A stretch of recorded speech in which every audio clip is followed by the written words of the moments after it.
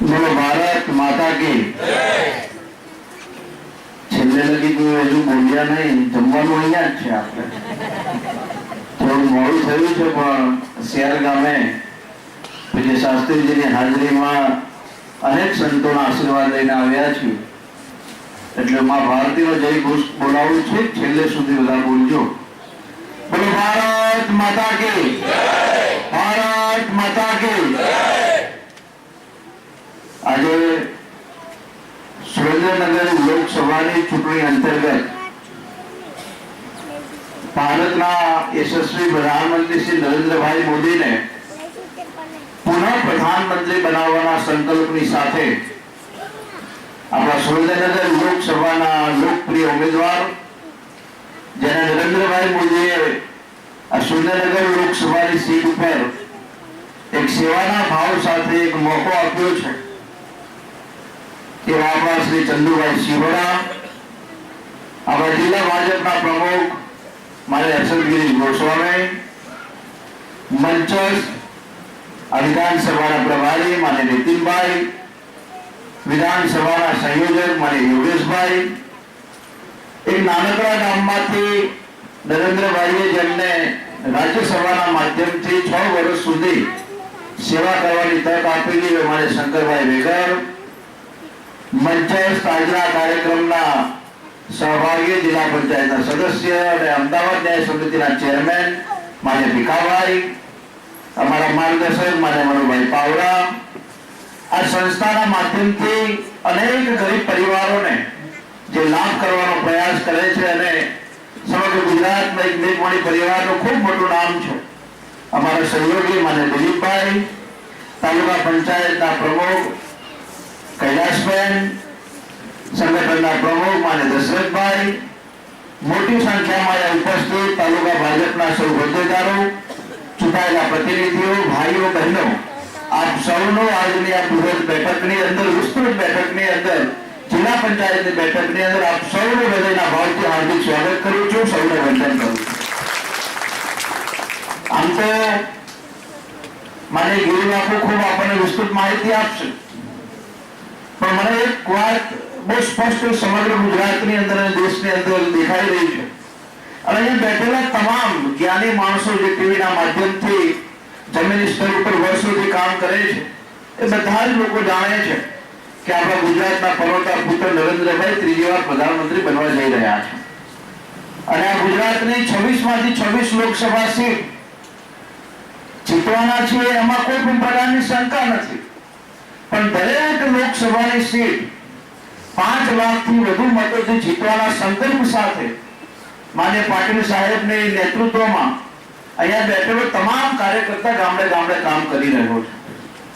આ 5 લાખની લીડ એ લોકસભાની અંદર આવશે એની ચિંતા અહીંયા બેઠેલા કાર્યકર્તાએ કરવાની જરૂર નથી. અહીંયા બેઠેલા કાર્યકર્તાએ, હોદ્દેદારોએ, ભાજપના શુભચિંતકોએ જો કોઈ ચિંતા કરવાની છે તો આપણા બૂથની આપણે ચિંતા કરવાની છે. આપણું બૂથ સૌથી સારું નીકળે, સૌથી વધુ લીડ સાથે નીકળે એવા સંકલ્પ સાથે અત્યારે ભારતીય જનતા પાર્ટીનો એક કાર્યકર્તા સાથીઓ કામ કરી રહ્યો છે. આજે જોશ, ઉત્સાહ અને અંદરનો જે વિશ્વાસ છે એ માત્ર ને માત્ર એ કારણથી છે કે નરેન્દ્રભાઈના નેતૃત્વની અંદર 2014 થી લઈને 2024 સુધી દેશની અંદર પડેલા અનેક એવા મુદ્દાઓ હતા જે મુદ્દાઓનું કોઈ નિરાકરણ નહોતું કરી શકતું. એ નિરાકરણ માન્ય નરેન્દ્રભાઈના શાસનની અંદર થયું અને એનું ગૌરવ આજે આપણે બધા લોકો લઈ રહ્યા છે. આપણે વર્ષોથી જાણીએ છીએ કે અયોધ્યામાં પ્રભુ શ્રી રામનું મંદિર બને એની ચિંતા આપણે બધા કરતા હતા. એ ચિંતાનું પરિણામ લગભગ હજારો વર્ષો પછી 22મી જાન્યુઆરીએ નરેન્દ્રભાઈની હાજરીમાં, હજારો સંતોની હાજરીમાં જ્યારે એની પ્રાણ પ્રતિષ્ઠા થઈ ત્યારે આપણા બધાના મનને ટાઢક મળી કે હા, અમારો રામ હવે એના ઘરે પહોંચી ગયો છે. એ પછી આપણે બધા જાણીએ છીએ કે સવાર પેપર ખોલીએ એટલે કાશ્મીરમાં ધડાકો થયો ને આપણા સૈનિકો આટલા મરી ગયા, આપણા સૈનિકો આટલા શહીદ થયા, આપણા સામાન્ય લોકો ત્યાં બોમ્બ વિસ્ફોટમાં મરી ગયા એવા સમાચાર રોજ સાંભળતા. પણ 2014 થી લઈને 2024 સુધી મને એકે પેપરની અંદર આતંકવાદી હુમલો ભારતમાં થયો હોય અને કોઈ સામાન્ય નાગરિક કે કોઈ જવાન શહીદ થયો એવું ક્યાંય આપણને જોવા નથી મળતું. અમે જયારે 2007 ની અંદર 15 વર્ષના હતા ને જયારે ઘરે પહોંચેલા ટીવીમાં ચાલતું કે અમદાવાદની અંદર સિરિયલ બ્લાસ્ટ થયા તો હજારો લોકો મરી ગયા. પણ જ્યારથી અમે સમજણા થયા ત્યારથી સમગ્ર દેશની અંદર આતંકવાદી હુમલા નહિવત બન્યા છે. આનું જો કોઈ મોટું કારણ હોય તો તમારે બધાના મત અને આશીર્વાદથી નરેન્દ્રભાઈ પ્રધાનમંત્રી બન્યા એટલા માટે દેશની જનતા સુરક્ષિત થઈ શકે. મારે વિસ્તૃત વાત એ નથી કરવી, મારે વિસ્તૃત વાત આપણા વિસ્તારની પણ કરવી છે. આપણા વિસ્તારની અંદર 10 વર્ષથી ભાજપનો ધારાસભ્ય નતો એટલે શું સ્થિતિ હતી આપણે બધા જાણતા હતા. પણ તમારા બધાના આશીર્વાદથી નરેન્દ્રભાઈ અને અમિતભાઈના નેતૃત્વની અંદર તમે બધા લોકો જ્યારે અમને 52,000 ની મતે ચૂંટાઈને મોકલ્યા એ પછી તમે પણ તમારા મનની અંદર એ વિચારો છો કે સવા વર્ષના ટૂંકા ગાળાની અંદર આપણે વિરમગામ હોય, નળકાંઠા હોય, માંડલ હોય કે દેત્રોજ હોય આ તમામ વિસ્તારની અંદર વિકાસના કામોને પહોંચાડવાનું કામ કર્યું છે. અને અહીંયા જે આગેવાનો બેઠા છે એને ખબર છે. હમણાં જ આપણા માંડલની અંદર 6 રસ્તાઓનો આપણે મંજૂર કરાવ્યા અને 6 રસ્તાઓ નવા ગામનો રસ્તો હોય, કરવાસણનો રસ્તો હોય, વરમોનો રસ્તો હોય, વિજવાડાનો રસ્તો હોય, શહેરનો રસ્તો હોય અને આવનારા દિવસની અંદર આખા માંડલની જો કોઈ ચિંતા હોય તો એ માંડલથી દાલોદ, દાલોદથી જાલીસના, દાલોદથી વનપલ્લી, વનપલ્લીથી નાયકપુર, નાયકપુરથી સીતાપુરનો રસ્તો મંજૂર કરવો તો સામાન્ય વાત હતી. પણ આપણે રસ્તાને 7.5 મીટર પહોળો કરી રહ્યા છીએ. એ આવતી ચૂંટણી પછી આપણને આની મંજૂરી પણ મળી જશે. કોઈ પણ રસ્તા આપણા વિસ્તારની અંદર બાકી ન રહે એ પ્રકારનું આપણે આયોજન કરવા માંગીએ છીએ. માન્ય સાંસદ ના ઉમેદવાર ચંદુભાઈ ચૂંટાઈને જાય એટલે આપણે વિશેષ સાંસદની પણ જરૂર ન હોય. એમના ભાગે આવતા વિકાસના કામો એમની રીતે આપણા વિસ્તારની અંદર કરે. પણ એમની જો સૌથી વધુ આપણને કોઈને જરૂર હોય તો આપણે બધા જાણીએ છીએ કે જ્યારે આપણા ઘરના વડીલો અયોધ્યા જતા હોય, હરિદ્વાર ટ્રેનમાં જતા હોય તો રિઝર્વેશન નથી મળતું. અને રિઝર્વેશનની અંદર સૌથી મહત્વની જો કોઈની જરૂરિયાત હોય તો સાંસદની પડતી.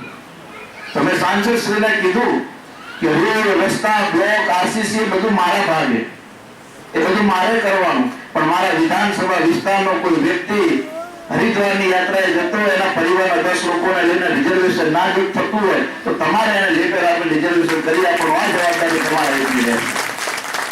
બાકી બધા કામ અમે આપણે કરીશું. આપણે બધાને ખબર છે, આપણે બધા રાજકીય પરિભાષા સાથે જોડાયેલા છે. સંસદની બીજા કામમાં જરૂર હોતી નથી આપણને. તો આપણે આવી નાની નાની જરૂર પડે તો આપણે ચંદુભાઈ સિંહોરાના માધ્યમથી જરૂરિયાત લઈએ. અને આ ચંદુભાઈ સિંહોરા ઉમેદવાર નથી આટલું પણ આપણે યાદ રાખવાનું છે. અહીંયા બેઠેલા જે વ્યક્તિ છે નરેન્દ્રભાઈ ઉમેદવાર છે એવું માનીને પણ આપણે લોકો કચકચાવીને કામ કરવાનું. અને અત્યાર સુધી માંડલની અંદર જેટલા પણ વિકાસના કામો થયા છે, જેટલા પણ ગામની અંદર જિલ્લા પંચાયત, તાલુકા પંચાયત કે ધારાસભ્યની ગ્રાન્ટમાંથી વિકાસના કામ પહોંચ્યા હોય એ બધા જ લોકોને મારી વિનંતી છે કે તમારે તમારા બૂથની અંદર કચકચાવીને વધુમાં વધુ મતદાન થાય એ દિશામાં કામ કરવાનું છે. હું માનીય દશરથભાઈને, મહામંત્રીશ્રીને, તાલુકા પંચાયતના સૌ ડેલિગેટો અને જિલ્લાના ડેલિગેટોને અભિનંદન પણ આપું છું કે ગઈ વખતે અહીંયા કોંગ્રેસનો ધારાસભ્ય હોવા છતાંય વિરમગામ વિધાનસભામાંથી આપણે 35,000 ની લીડ લાવ્યા હતા, જેમાં માંડલ તાલુકાએ આપણને 11,000 ની લીડ આપી હતી. પણ આ વખતે આપણે માંડલ તાલુકામાંથી 20,000 ની લીડ લેવાની છે, જેમાં તમારા બધાના સાથ સહયોગની જરૂર છે. નાચ જાત ભૂલીને માત્ર ને માત્ર સનાતન સંસ્કૃતિ માટે જે કોઈ કામ કરતું હોય, સનાતનના ધર્મના ધજાને જે કોઈ લહેરાવવાનું કામ કરતું હોય, દેશની સુરક્ષા માટે કોઈ કામ કરતું હોય એવા નરેન્દ્રભાઈને જીતાડવા માટે વિધાનસભામાંથી 1 લાખ ની લીડ લાવી છે. પણ તમે માંડલ તાલુકામાંથી 20,000 ની લીડ આપો એવું તમને બેઠેલા બધા જ લોકોને વિનંતી કરવામાં આપું.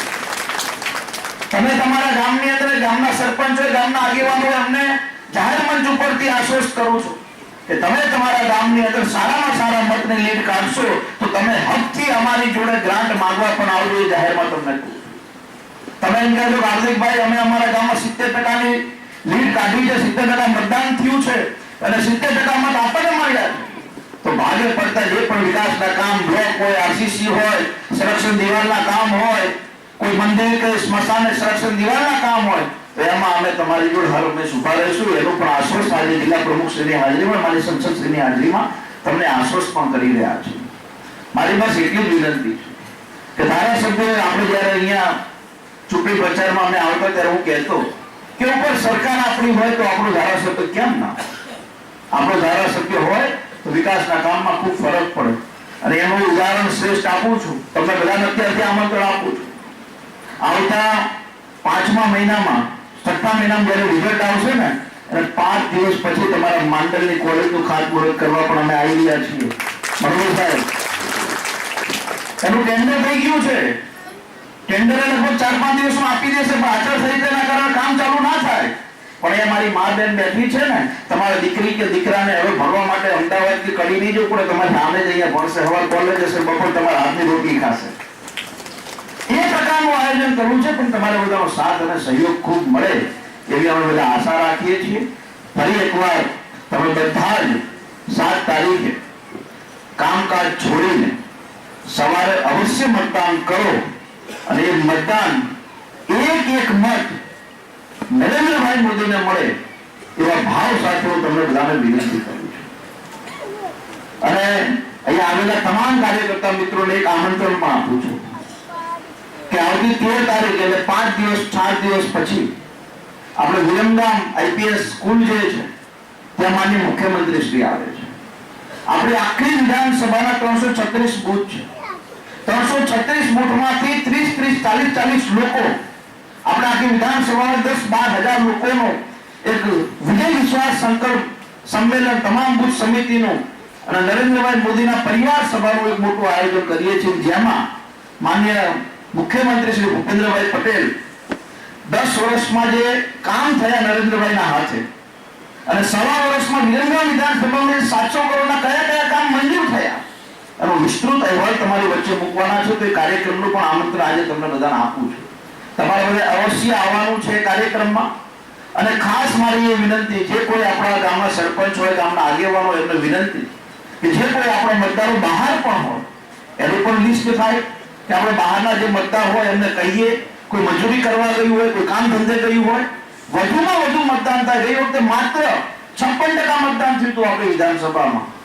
આ વખતે આપણો પ્રયાસ એવો છે કે 70% મતદાન થાય એ દિશામાં આપણે કામ કરવું છે. તમે 70% મતદાન કરો એટલે તમારું માંડલ 25,000 પ્લસ નીકળે. અને મારી બધાને વિનંતી છે, તમારા આશીર્વાદ માને નરેન્દ્રભાઈના માથે રહે એવી આશા રાખું છું. બાકી વારંવાર માંડલ આવતા રહીએ છીએ, બધા ગામોમાં આપણે બધા મળતા રહીએ છીએ. કઈ પણ કામ હોય તો તમે અમારું દ્વાર ગમે ત્યારે, અમારું કાન પણ તમે પકડી શકો છો, ઓફિસનો દરવાજો પણ તમે પકડી શકો છો. અને આજે અમે તમારા દીકરાની ભૂમિકામાં આ રાષ્ટ્રહિતના કામમાં જે યજ્ઞ ચાલી રહ્યો છે એ યજ્ઞમાં એક ચપટી સ્વાહા કરવા માટે તમને બધાને વિનંતી કરીએ છીએ. ફરી એકવાર આપ સૌનો હૃદયના ભાવથી ખૂબ ખૂબ આભાર પણ વ્યક્ત કરું છું. અને ચંદુભાઈને આપ લોકો કચકચાઈને મતદાન કરવાના છો ને કરાવવાના છો એવો જો વિશ્વાસ આપતો હોય તો બે હાથ ઉપર કરીને મા ભારતીનો આપણે બધા જય ઘોષ કરીએ. બોલો ભારત માતા